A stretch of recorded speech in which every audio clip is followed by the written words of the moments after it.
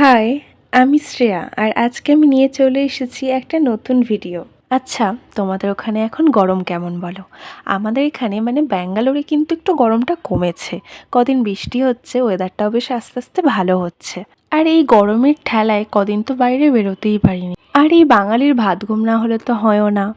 তাই এই গরমে একটু ভাত ঘুম দিচ্ছিলাম কদিন, আর তাই জন্যই বেরোনো হয়নি। আর আমরা চলে গেছিলাম একটা পার্কে, যেটা আমাদের বাড়ি থেকে একদম কাছে। পার্কটার নাম হচ্ছে কবন পার্ক। যারা ব্যাঙ্গালোরে আছেন তারা তো অবশ্যই জানবেন, চিনবেন। তো কে কে ব্যাঙ্গালোর থেকে দেখছো অবশ্যই আমাকে কমেন্ট করে জানাবে। আর জানো তো তখনও না একটু রোদ্দুর ছিল, আর ও সানগ্লাস এনেছে আমার জন্য, আনেনি, এর জন্য একটু নটাঙ্কি করছিলাম আর কি। আর আমাদের এখানে একটু না সন্ধেটা লেটে হয়, প্রায় 6:45 বা 7টার সময় করে সন্ধে হয়। আর যত গরম আর কি পড়তে থাকবে তত গরমের দিকে আরও আর কি সন্ধেটা লেটে হবে।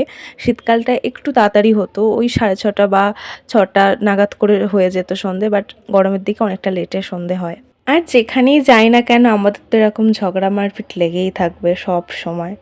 কিন্তু আমাদের ঝগড়া মারপিট যেমন হয় সেটা আবার সঙ্গে সঙ্গে ঠিকও হয়ে যায়।